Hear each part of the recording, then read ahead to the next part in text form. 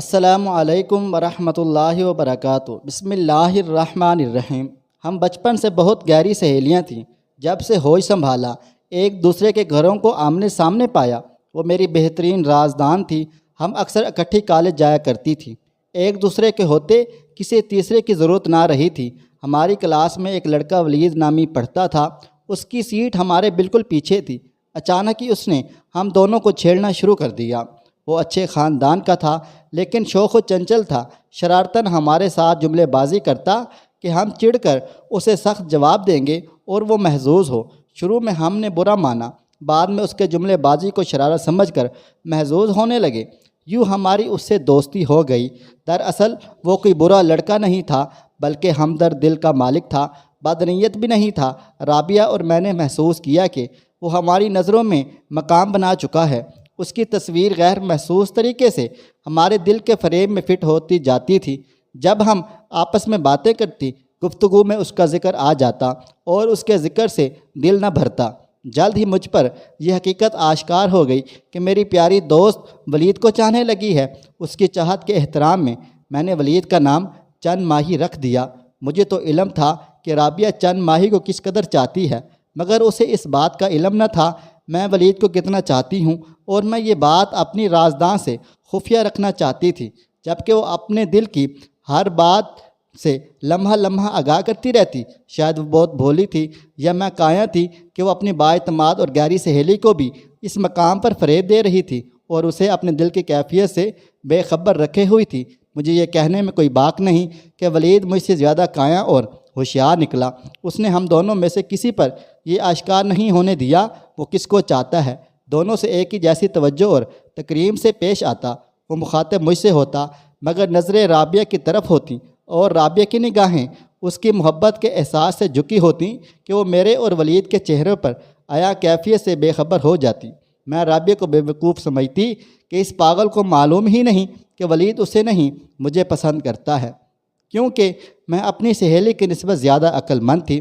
مجھ میں کچھ ایسی بھی صفات تھیں جو رابعہ میں نہ تھیں، اور یہ خوبیاں چاہے جانے کی وجہ بھی بن سکتی تھیں۔ مثلاً میں زیادہ خوش شکل تھی اور فیملی پس منظر کے لحاظ سے بھی رابعہ سے زیادہ بہتر تھی۔ میرے والد اعلیٰ افسر تھے جبکہ اس کے والد ایک معمولی سرکاری ملازم تھے۔ جو میری حیثیت تھی اس کی نہیں ہو سکتی تھی۔ یہ حقیقت مجھے بعد میں پتہ چلی کہ اصل میں ولید اس بونگی لڑکی کو دل سے چاہتا تھا اور میں ان دونوں چاہنے والوں کے بیچ ایک دیوار یا کوئی فالتو شے تھی۔ ان دنوں جب کہ رابعہ کسی وجہ سے ہفتہ بھر کالج نہ گئی تو مجھے اکیلے ہی جانا پڑا۔ ایک روز سڑک پر جا رہی تھی کہ ایک گاڑی میرے قریب آ کر رکی۔ یہ ولید تھا۔ کہنے لگا، اکیلی کیوں جا رہی ہو؟ آؤ گاڑی میں بیٹھ جاؤ۔ اندھا کیا چاہے دو آنکھیں۔ مجھے تو یہ ارمان تھا کہ کبھی اس کے ساتھ گاڑی میں بیٹھوں، وہ اس وقت جب میری اس پیاری سہیلی ہمراہ نہ ہو۔ میں نے جھٹ پٹ اس کی پیشکش قبول کر لی۔ ہر انسان زندگی کے کسی نہ کسی موڑ پر خود فریبی کا شکار ہوتا ہے۔ سوچ رہی تھی مجھے تنہا پا کر وہ ضرور آج اپنے دل کا احوال مجھ پر عیاں کر دے گا، کوئی ایسی سرگوشی جسے سن کر میں سمٹ جاؤں گی۔ اس کی ایک سرگوشی پر میں اپنا سارا جہان قربان کر سکتی تھی۔ کافی دیر وہ خاموش رہا اور جب لبوں سے کوئی بات نکلی تو بس اتنی کہ تمہاری سہیلی کالج کیوں نہیں آ رہی؟ اس کے بغیر کالج سونا سونا لگتا ہے۔ اپنی ذات کے کمتر ہونے کا احساس مجھے جس قدر اس وقت ہوا اس سے پہلے کبھی نہیں ہوا تھا۔ ولید کے منہ سے رابعہ کا ذکر اچھا نہ لگا۔ میں اس حسین اور امیر نوجوان کی زبان سے صرف اپنا ہی ذکر سننا چاہتی تھی۔ سچ ہے انسان اپنی خواہشوں کا غلام ہوتا ہے، اور جب خواہشیں راستہ دکھانے آگے چلتی ہیں اور ہم ان کے پیچھے پیچھے لگتے ہیں تو پھر عقل کا چراغ گل ہو جاتا ہے۔ میری خواہش بھی خوش فہمی بن کر میری ہم سفر ہو گئی تھی۔ آج وہ ہنسا اور نہ شرارتاً کوئی شوق فکرہ اس کے ہونٹوں سے ادا ہوا، بلکہ اس نے سنجیدگی سے کہا، آج میری خاطر رابعہ کے گھر جانا اور اس سے کہنا کہ جلد آ جاؤ، تمہارے بغیر کالج میں دل نہیں لگتا۔ گویا یہ پیغام دینے کے لیے اس نے مجھے لفٹ دی تھی، جبکہ اس کی قربت میں گزارے ان چند لمحات پر میں اپنی ساری زندگی قربان کرنے کو تیار تھی۔ اس کا یہ پیغام دل پر تیر کی طرح لگا تھا۔ بے اختیار منہ سے نکلا، کیوں دل نہیں لگتا اس کے بنا؟ کیا ہم نہیں ہیں؟ بات یہ ہے جس قدر تم دونوں کو ساتھ دیکھ کر میرا دل پرشوق دھڑکتا ہے ویسا تم لوگوں کو الگ الگ دیکھ کر نہیں دھڑکتا۔ خوشی کی جو تصویر میرے دل میں ہے تم دونوں کو ساتھ دے کر مکمل ہو جاتی ہے۔ اس نے بات بنانے کے لیے ایک اوٹ پٹانگ سی بات کر دی، اس روز ہی میں نے تہیہ کر لیا تھا میں رابعہ کو کبھی ولید کا نہ ہونے دوں گی۔ ان دونوں کو جدا کر کے خود چند ماہی کی بن کر دکھاؤں گی۔ 10 روز بعد رابعہ کالج آئی تو ولید کی خوشی دیدنی تھی۔ وہ خاموشی اور سنجیدگی کے اتھاہ سمندر سے نکل آیا تھا، چہرے سے روشنی پھوٹتی پڑتی اور ایک سے ایک شوق فکرہ پھول جھڑیوں کی طرح اس کے لبوں سے پھوٹ رہا تھا۔ اس کی وارفتگی کو رابعہ نے محسوس کیا تو وہ بھی کھل اٹھی، جیسے من کی مراد مل گئی ہو۔ بالآخر دونوں میں اظہار محبت ہو گیا اور اظہار محبت کا گواہ انہوں نے مجھے بنا دیا۔ ان کی محبت پر وہ پروان چڑھتی گئی۔ موقع ملتے ہی کسی پارک یا سیرگاہ میں چند گھڑیاں ساتھ رہتے، مجھے بھی ساتھ رکھتے۔ میرے وجود کے بغیر ان کی خوشی ادھوری رہ جاتی۔ وہ ہنستے کھلکھلاتے تو میں بھی مجبوراً ان کے ساتھ ہنستی، مگر دل میں سلگتی تھی۔ میرے دل میں رقابت چوٹ کھائی ناگن کی طرح بل کھاتی رہتی ہے۔ ایف اے کے بعد رابعہ کو اس کے والد نے کالج جانے سے روک دیا، مگر میں اور ولید اب بھی ہم جماعت اور ہم خیال ساتھی تھے۔ ہم روز ملتے، کالج میں ہوتے تھے، مگر اب وہ بجھا بجھا سا رہتا تھا۔ اس کی اداسی کی وجہ جانتی تھی، وہ اب رابعہ سے ملنے سے قاصر تھا۔ تب ہی برجستہ اور شگفتہ فکرے اس کا ساتھ چھوڑ گئے تھے۔ کچھ دن وہ فرقت کی اذیت صبر سے برداشت کر لیتا، پھر اچانک منت سماجت کرنے لگتا کہ کسی طرح رابعہ کو ساتھ لے آؤ، ہم پارک میں بیٹھ کر باتیں کریں گے۔ ادھر رابعہ بھی اپنے چند ماہی سے ملنے کی منتظر تھی۔ وہ اپنی اس خوشی کے لیے میری مرہون منت تھی۔ ولید جان چکا تھا میں اس سے محبت کرتی ہوں، لیکن رابعہ کو مجھ پر ایسا کوئی گمان نہ تھا۔ وہ مجھے اپنی باوقار سہیلی سمجھتی تھی۔ وہ اس کو کبھی دھوکہ نہیں دے سکتی تھی۔ دل کی ہر کیفیت بلا جھجک مجھے بتاتی۔ اس کا کوئی جذبہ مجھ سے پوشیدہ نہ تھا۔ وہ کہتی کہ رفت، اگر ولید مجھے نہ ملا تو میں مر جاؤں گی۔ اللہ نہ کرے جو میرا چند ماہی کسی اور کا ہو جائے۔ تب ہی میرے دل کے کسی پوشیدہ گوشے سے یہ آواز آتی، اللہ کرے تم مر جاؤ۔ اقرار ہے میں ان لوگوں میں سے تھی جو اپنی محبت کو پا لینے سے خود غرض ہو جاتے ہیں۔ میں بھی خود غرض ہو گئی تھی، تاہم دوستی کا خول اوڑھے رکھا تھا، تاہم ان دونوں محبت کرنے والوں کو رازوں سے واقف رہوں اور وقت آنے پر اپنے رقیب کی خوشیوں پر کاری ضرب لگا سکوں، جو ہر جگہ مجھے ساتھ رکھتے تھے اور میرے سامنے اپنے دل کی باتیں کیا کرتے تھے۔ خاص طور پر رابعہ، جو مجھے اپنی قابل اعتماد اور پیاری سہیلی سمجھتی تھی۔ وہ مجھے دل کی ہر بات بتا کر پوچھتی تھی، جان رابعہ بتا اب میں کیا کروں؟ تب میں اسے ایسے مشورے دیتی کہ وہ سراسر خسارے میں رہتی۔ سالانہ امتحان ختم ہو گئے۔ اب ولید میری منتیں کرنے لگا، تم کسی طرح میرا پیغام رابعہ کی والدہ کو پہنچاؤ، تم ہی یہ رشتہ کرا سکتی ہو۔ اس کی ماں کو ہم خیال کرو گی تو وہ اپنے خاوند کو بھی راضی کر لیں گی۔ میں نے اس سے وعدہ کر لیا کہ رابعہ سے شادی میں پوری کوشش کروں گی۔ ایک بار رابعہ سے مل کر طے کر لوں کس طرح رشتہ بھیجو گے، میں کیسے اور کہاں ملوں، جبکہ اس سے ملنا آسان بالکل بھی نہیں ہے۔ اس کا بندوبست میں کرتی ہوں۔ تم لوگ کسی ریسٹورنٹ میں ملو، میں اسے کسی بہانے وہاں لے آؤں گی۔ وہ راضی ہو گیا۔ میں نے رابعہ سے کہا، تم میرے گھر آ جاؤ، وہاں سے ریسٹورنٹ جانا بالکل آسان ہو جائے گا۔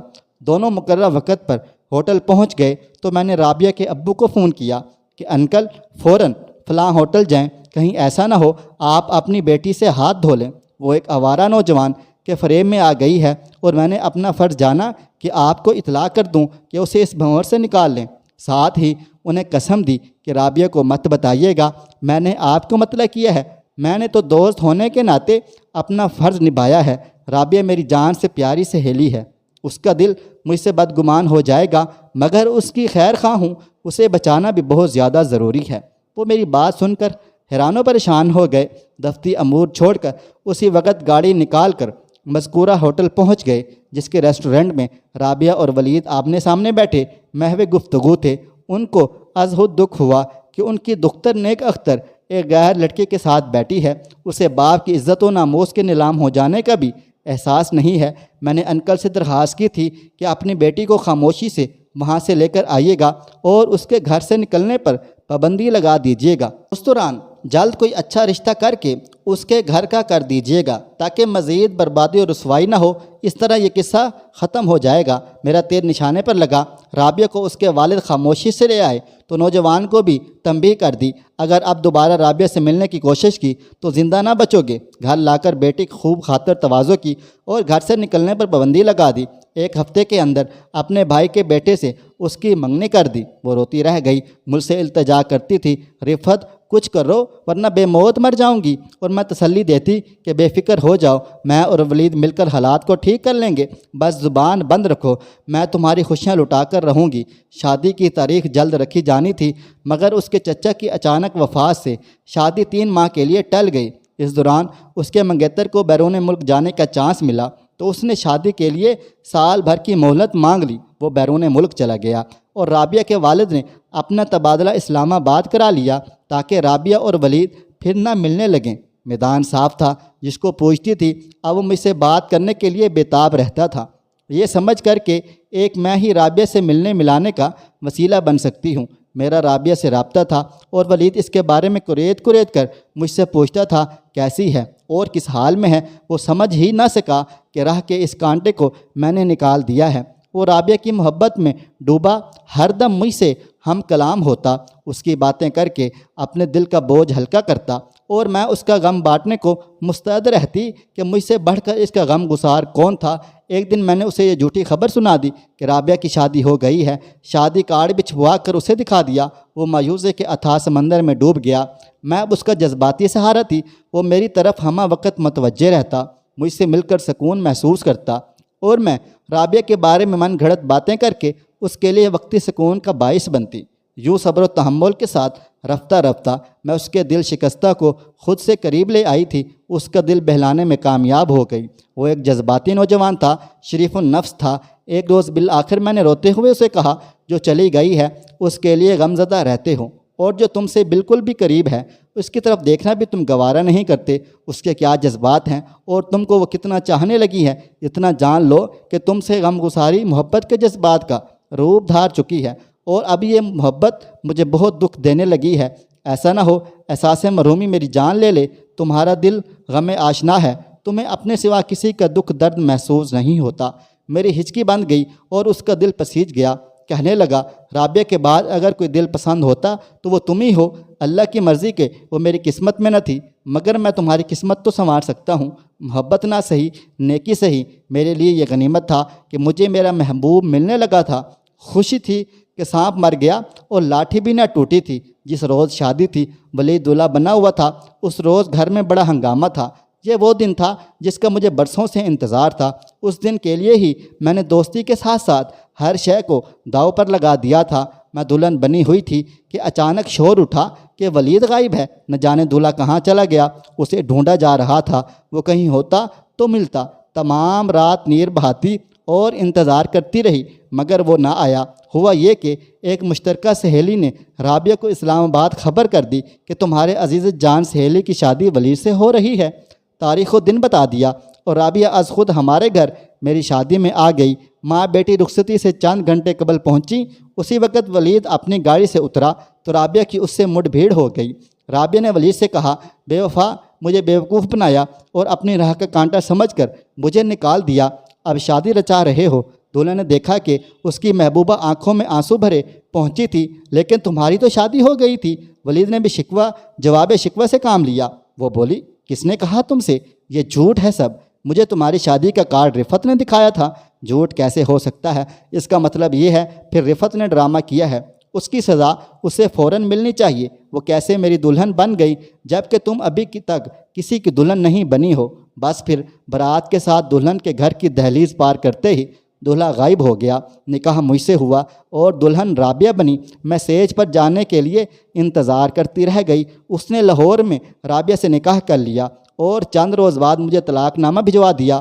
حق مہر کی رقم چیک کی صورت میں ادا کر دی۔ رونے کا مقام تھا، مگر جی بھر کر نہ رو سکی کہ میں نے دھوکہ کیا تھا، انجام اس کا اچھا نہ ہوا۔ سچ ہے جس کی جیسی نیت ہوتی ہے ویسی ہی اس کو مراد ملتی ہے۔ مرادوں والوں نے خوشیوں سے جھولی بھر لی اور میں بد نیت خالی دامن رہ گئی۔ دوستو، ویڈیو پسند آئی ہے اس ویڈیو کو لائک کریں، شیئر کریں۔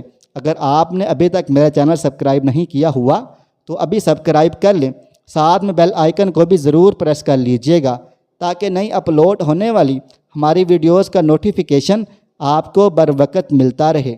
مجھے اگلی ویڈیو تک اجازت دیں۔ اللہ حافظ۔